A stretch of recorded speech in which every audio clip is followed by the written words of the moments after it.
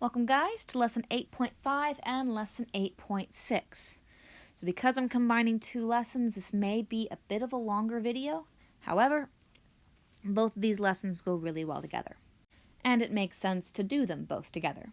So you have been warned. Alright, so now what we're doing here is basically the opposite of everything we've been doing so far. So in the previous lesson, we have been adding polynomials together, we've been subtracting them, we've been multiplying them. In other words, we've been putting them together. In these two lessons, we're going to talk about ways to take them apart. This method of taking the polynomials apart is called factoring.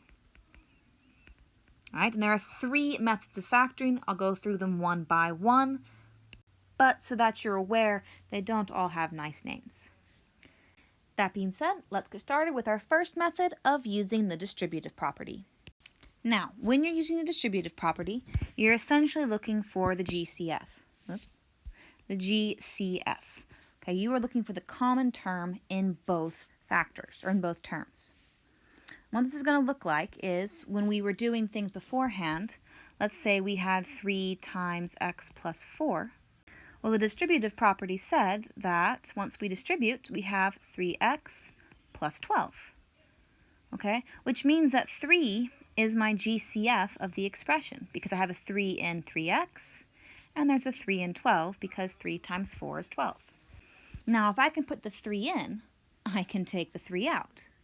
Okay, and the way you do this would be looking at those terms and dividing the GCF out. So I see I have a 3 in both pieces, so I'm going to pull a 3 out front.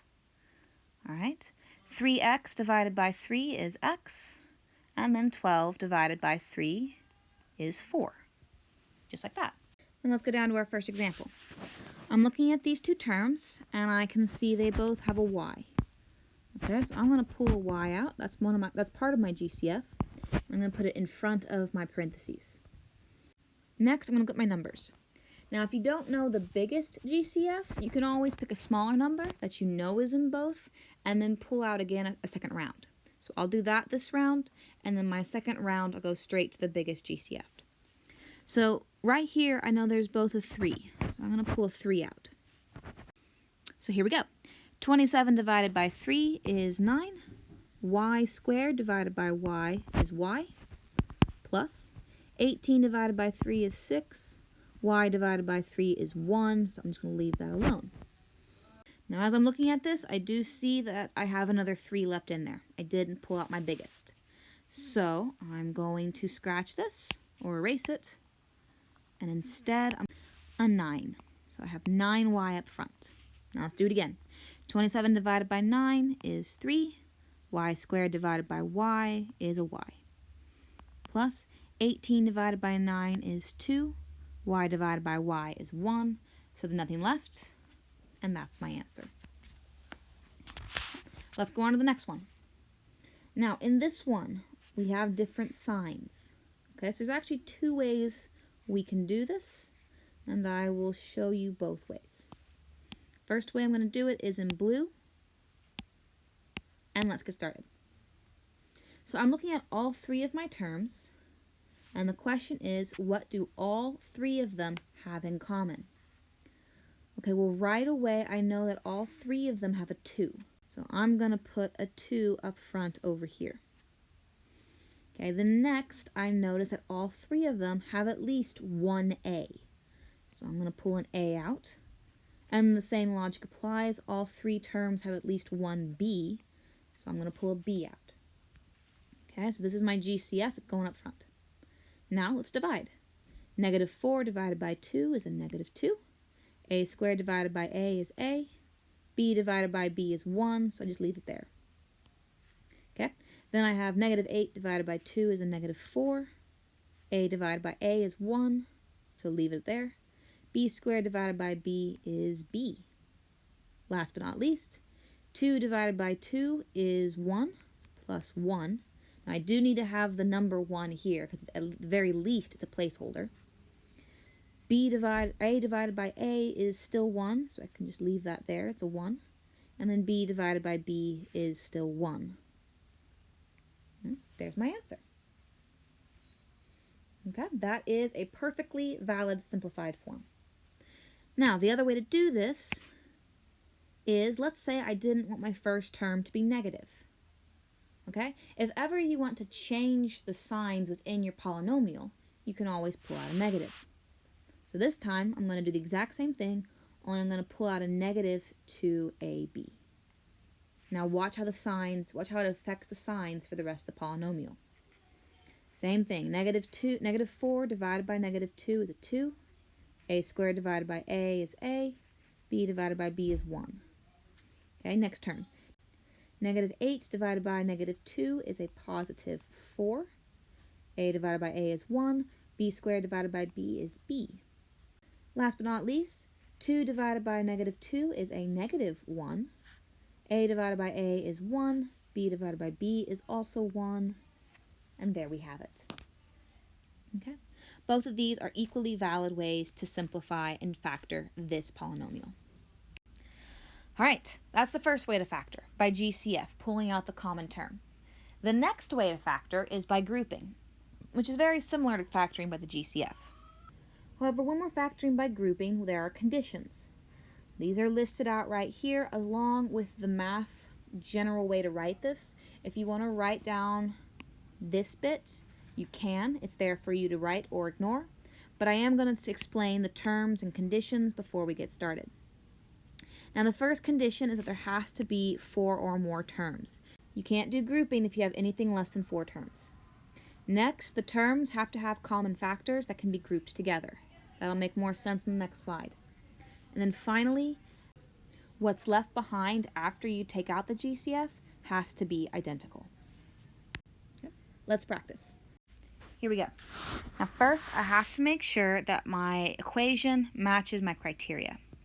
As I look, yes, I have 4 terms in both problems, and there is matching information within them.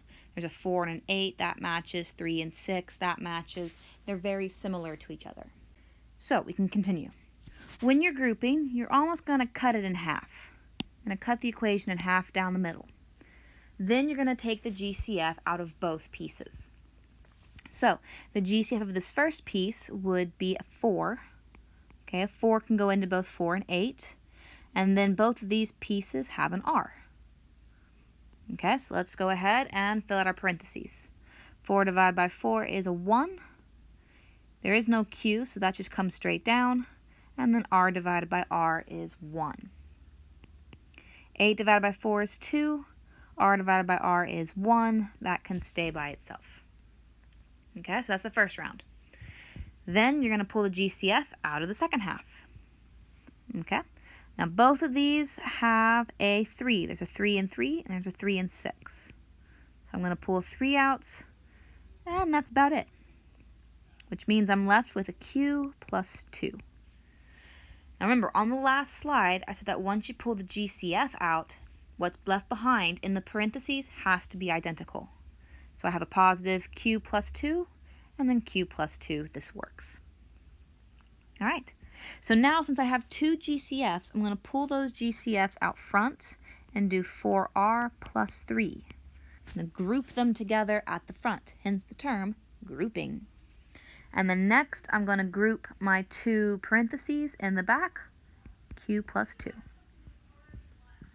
And that is the completed factored form of the first problem. Notice how I pulled the GCF out of each half and then put those in the beginning, and then the parentheses went in the back. Now the actual order of this doesn't really matter. I could have gone Q plus 2 and 4R plus 3. This works as well, but since in the last slide we always put the GCF up front, I don't know, it works both ways. Next problem. Again, 4 terms, they're kind of matching, so let's try it out. Divide it in half. Now the GCF of this first bit looks like a 2 and an M. So I'm going to have a K left for my first term minus a 6. Now you should never lose a term inside the parentheses, okay? If you start off with 2 terms, you need to still have 2 terms in the parentheses. Don't go losing a space. Now in my second half, both has a 7. So I'm going to pull out a positive 7, and now I have a 6 minus K. Check my parentheses. Are they identical? No, they are not. Okay, in my first parentheses, I have a positive k and a negative 6. In my second parentheses, I have a negative 6, or a positive 6 and a negative k. The way we solve this is to pull out a negative sign. Remember, like I said beforehand, if ever you want to change the signs, pull out a negative. All right, so instead of pulling out a positive 7, I'm going to pull out a negative 7, which means I'll have a negative 6 and a positive k. And that ends up matching my first proof, my first parentheses. So I'm going to pull my GCFs out front. I have 2m minus 7, and then I have my positive k, so k minus 6. And that is the factored form of the second problem. Now, so far, the only thing we've been doing is just breaking apart our polynomials. Been factoring completely, haven't been doing much else. Now, we're going to solve. And we're going to solve by using the zero product. Now, if you remember the zero product, it says that anything times 0 is 0. As odd as this may sound, whenever you're solving your polynomials, you're solving for that variable, the way you do it is by setting each piece of the polynomial equal to 0, or each piece of the factored polynomial equal to 0. So let's go to our first example. Here I have a nice long equation, and if I were to multiply these two together, I'd end up getting d squared or something like that. So putting them together isn't going to help. But what I can do is take each piece, so 2d plus 6 and 3d minus 15, and set them both equal to 0. Now the reason why I did this is because once I've split them up into two different pieces, now I have easy access to my variable. There is another reason why we set them equal to 0, but that makes more sense when we're graphing, so I'll bring it up again when we're graphing. So now what I'm going to do is I'm going to solve. I have 2d is equal to a negative 6. I'm going to solve both times. Now when you're solving for this, you're almost always going to get two different answers. It'll be very rare if ever you just get one answer. And there you go. There are your two answers for D. If you were to plug both of these in, they would make the equation equal to 0. Now, on to the next one. Sometimes they won't be set up nicely. You're always going to have to set it up so the equation equals 0. So to do this, I'm going to subtract 3 from both sides, 3c from both sides. Okay, and now I can solve. This one, I'm actually going to use the GCF, so distribute. I'm going to pull c out front.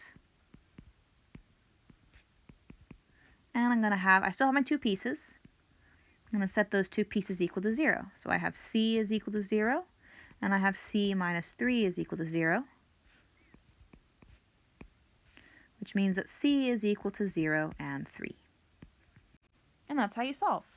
Now, moving forward, if ever I ask you to solve a polynomial, you're going to factor it out into its smallest terms, set each piece equal to 0, and solve for the variable. We move on to the third method of factoring, which is actually just commonly referred to as factoring, okay, which doesn't make naming things easy. But this, whenever anyone refers to factoring, they're usually referring to this method of doing it.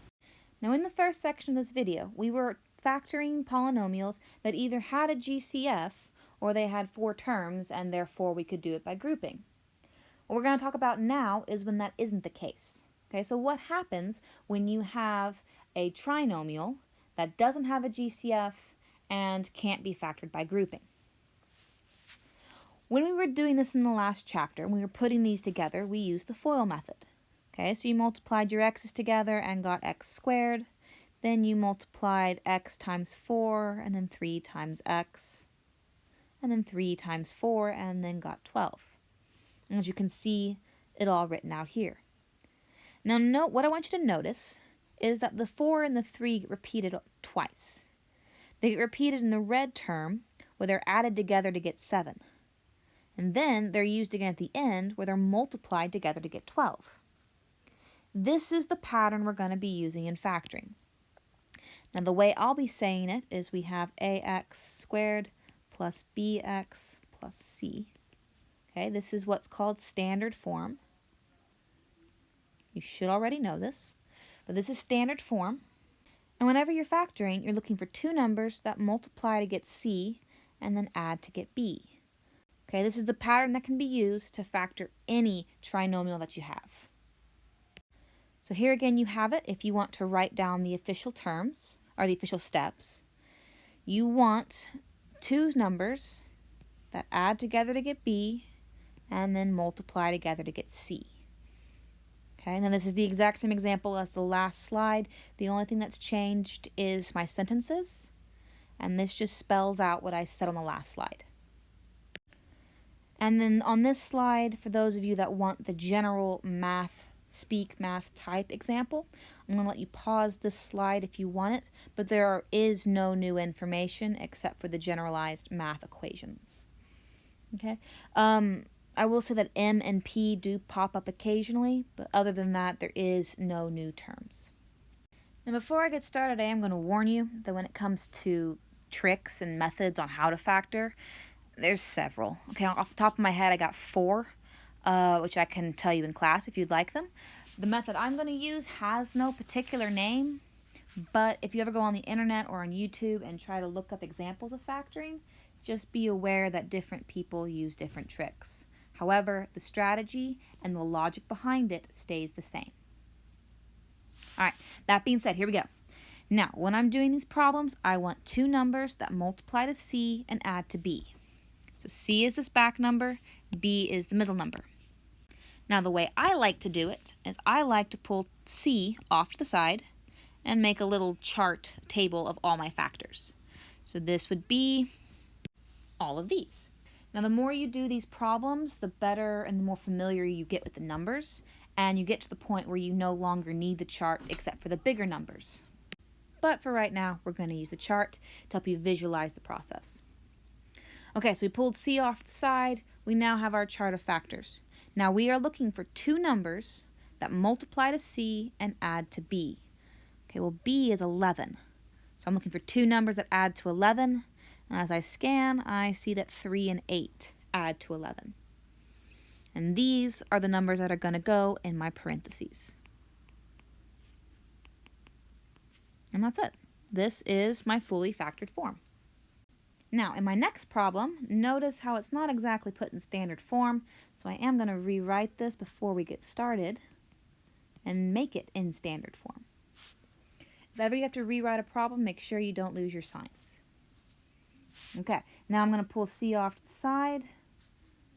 Quick factor tree. All right, here we go. I'm looking for two numbers that multiply to C and add to B. Okay, I'm trying to get two numbers that add to 10, and that ends up being right here. So that means T plus 1 and T plus 9 are my final answer. And there we go. These are the fully factored forms of these problems.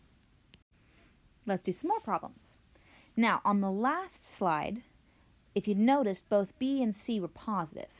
On this slide, as you copy down all the problems, notice that B and C are not both positive. Okay? Now, the logic that we learned, two numbers that multiply to C add to B, that stays the same. But as your signs start changing, the pattern changes a little bit. Now on the next slide, there's going to be a few shortcuts to help you figure out what that pattern is. But right now what I want us to do is I want us to use the method to solve all 4 of these problems and see if you can come up with the pattern on your own. Then I'll show you the pattern once we've got the method down. Now I'm going to do 2A and 3A out loud and walk you through it. And then I'm going to pause the video and let you do B, 2B, and 3B and see if your answers match mine. Let's go. 2A, I notice that it's not in standard form, so I need to rewrite it. Again, make sure you don't lose any of your signs. Next, I'm going to pull C off to the side and do a quick factor tree. Okay. Now, I'm looking for two numbers that add to negative 22. Okay, as of right now, all these numbers are positive, and that's not going to happen. However, I remember negative times a negative equals a positive. So if all of these numbers were negative, that would still give me a positive 21, but then they would add together and give me a negative 22. So I now see that these two numbers are what I'm looking for, and I have m minus 1 and m minus 2. Okay, so the trick was remembering that a negative times a negative gives me a positive, and a negative plus a negative gives me a negative. Okay, and if you're a little confused, don't worry. These do just take practice. The more you practice these, the faster you see the patterns. All right, moving on to 3B, or 3A. I don't have to rewrite, so I'm going to pull C off to the side and do a quick factor tree. And here we go. Now, whenever C is a negative number, remember, either of my factors could be the negative number. All I need is 1 to be negative in order for them to multiply to get a negative number. So I did both trees. Now, there is a shortcut later that prevents you from having to make both trees, and I'll talk about that in a second. But for right now, our question is, which of these factors adds together to get a positive 13? And as I look through them, I see that negative 3 and positive 16 does the trick. So my answer is x minus 3 and x plus 16. All right, now it's your turn. Go ahead and do 2b and 3b, and then when the video plays again, you'll be able to see my answers. And here are the answers. Now, 2b, as you may have noticed, does the exact same trick as 2a, in which case you have to make sure that all of your factors are negative, so they add to a negative number in the middle. 3a and 3b is where the shortcuts come in the most handy, I believe, and it makes our life the easiest. That being said, let's go ahead and get to the shortcuts. Now here is our first shortcut. Whenever C is positive, the factors are going to have the same signs. Now, which sign they have depends on B. So you're always going to look for B as an indication of what you're going to do. Here are some 2 examples. So I'm going to pull C off to the side and do a quick factor tree. Now notice, I need 2 numbers that multiply to 6 and add to a positive 5, which 2 and 3 do just fine. So x plus 2, x plus 3. Notice how the sign of B, I'll do a different color, the sign of B is repeated within the parentheses. So B was positive, and therefore your terms are positive. Okay, let's go over to the other example. Again, I'm going to pull C off to the side and do a quick tree. Now, in this one, no matter how hard we try, 1 plus 6 is never going to equal negative 7. It's just not happening. However, if both numbers were negative, then it would. Negative 1 plus negative 6 does indeed equal a negative 7. And again, as you notice, according to our shortcut, the sign of B is repeated twice inside our parentheses. So whenever you notice that C is positive, look to B for whatever sign should be in your parentheses. Now this shortcut is used for when C is negative. Whenever C is negative, your factors are going to have opposite signs. And again, you're going to look for the sign of B as your guide. I like to always say the bigger number follows B. So whatever the sign of B is, that's going to be the sign of your bigger number. Here are 2 examples. I'm going to pull C off to the side, so I have a negative 14, and do a quick tree. Now to show you the full trick, I left all my factors positive. I need 2 numbers that multiply to a negative 14 and add together to a negative 13. Now using my trick, bigger number follows B, I'm going to make all the bigger numbers negative because B is negative. And as I look, I see that 1 plus a negative 14 will give me a negative 13. And that's what will go in my parentheses. Okay. Now go to the other example. Again, pull negative 14 off the side and do a quick tree. Now using the shortcut, the bigger number follows B. B is positive, so my bigger numbers are going to remain positive, and my smaller numbers are going to be negative. which means that -2 and 7 are what is going to help me out the most.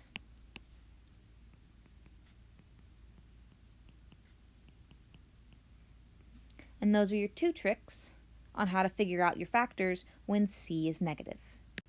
This also helps cut down on having to do those giant long tables, because all you gotta do is do one table and then the bigger numbers follow B. Last but not least, we now have to solve. Everything else up to now has just been breaking them apart. We haven't solved yet. Let's go ahead and do that. If you remember from the first half of the video, in order to solve, I need to have my entire expression equal to 0. So I'm going to subtract 27 from both sides and get x squared plus 6x is minus 27 is equal to 0. Now, in order to solve, I'm going to factor like normal first. So I'm going to pull -27 off to the side and do my tree. I notice that C is negative, so I'm going to use my shortcut. I'm going to look at B. B is positive, so my bigger number must be positive, and therefore my smaller numbers are going to be negative. Okay, 2 numbers that add to a positive 6 are going to be 9 and -3. So those are the numbers going to my parentheses. And they are still equal to 0. Now that I've got my 2 factors, my 2 sets of parentheses equal to 0, I'm going to pull them apart and set each piece equal to 0.